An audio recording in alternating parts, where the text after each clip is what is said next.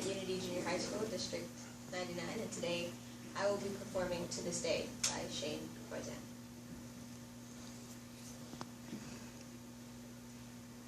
When I was a kid, I used to think that pork chops and karate chops were the same thing. I thought they were both pork chops. Because my grandmother thought it was cute, and because they were my favorite, she let me keep doing it. Not really a big deal. One day, before I realized fat kids are not designed to climb trees, I fell out of a tree and bruised the right side of my body. I didn't want to tell my grandmother about it because I was afraid I'd get in trouble for playing somewhere I shouldn't have been. A few days later, the gym teacher noticed the bruise, and I got sent to the principal's office. From there, I was sent to another small room with a really nice lady who asked me all kinds of questions about my life at home. Saw no reason to lie. As far as I was concerned, life was pretty good. I told her, whenever I'm sad, my grandmother gives me karate chops. This led to a full-scale investigation, and I was removed from the house for 3 days, until they finally decided to ask how I got the bruises. News of the silly little story quickly spread through school, and I earned my first nickname, Pork Chop. To this day, I hate pork chops. I'm not the only kid who grew up this way, surrounded by people who used to say that rhyme about sticks and stones as if broken bones hurt more than the names we got called, and we got called them all. So we grew up believing no one would ever fall in love with us, that we'd be lonely forever, that we'd never meet someone to make us feel like the sun was something they built for us in their tool shed. So broken heartstrings bled the blues as we tried to empty ourselves so we would feel nothing. Don't tell me that hurts less than a broken bone, that an ingrown life is something surgeons can cut away, that there's no way for it to metastasize. It does. She was 8 years old, our first day of grade 3, when she got called ugly. We both got moved to the back of the class so we would stop getting bombarded by spitballs, but the school halls were a battleground where we found ourselves outnumbered day after wretched day. We used to stay inside for recess, because outside was worse. Outside, we'd have to rehearse running away or learn to stay still like statues, giving no clue that we were there. In grade 5, they taped a sign to her desk that read, "Beware of dog." To this day, despite a loving husband, she doesn't think she's beautiful because of a birthmark that takes up a little less than half her face. Kids used to say, she looks like a wrong answer that someone tried to erase but couldn't quite get the job done.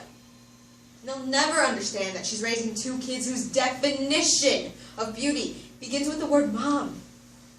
Because they see her heart before they see her skin, and she's only ever always been amazing.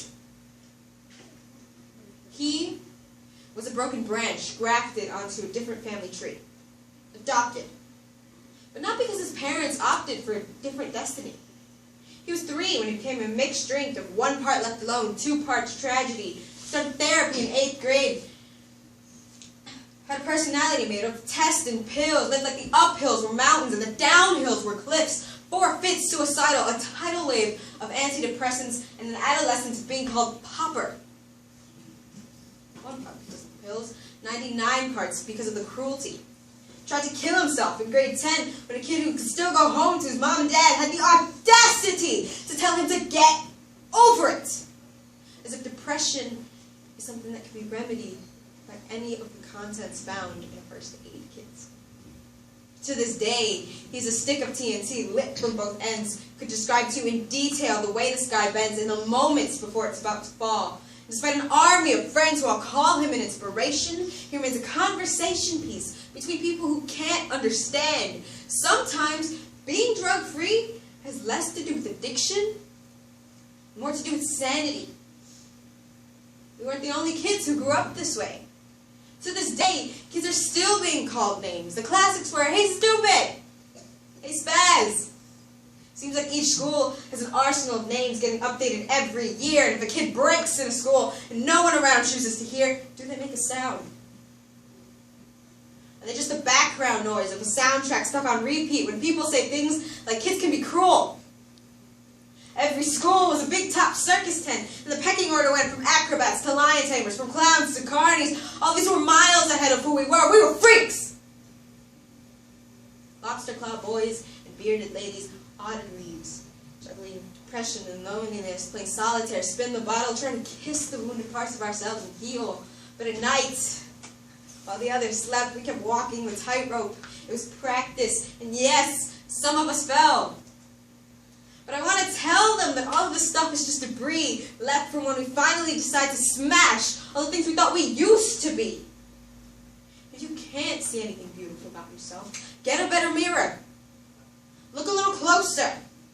Stare a little longer, because there's something inside you that made you keep trying despite everyone who told you to quit. You built a cast around your broken heart. You signed it yourself. You signed it they were wrong.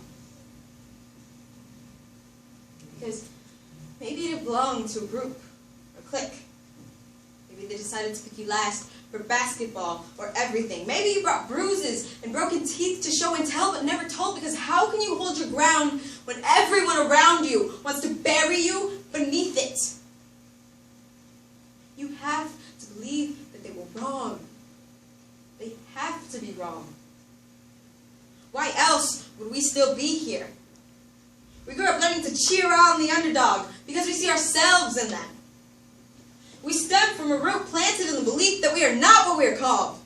We are not abandoned cars sitting stalled out on the highway. In some way we are. Don't worry. We only got out to walk and get gas. We're graduating members from the class of We Made It.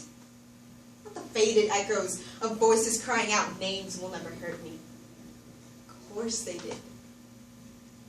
But life will only ever always continue to be a balancing act that has less to do with pain, more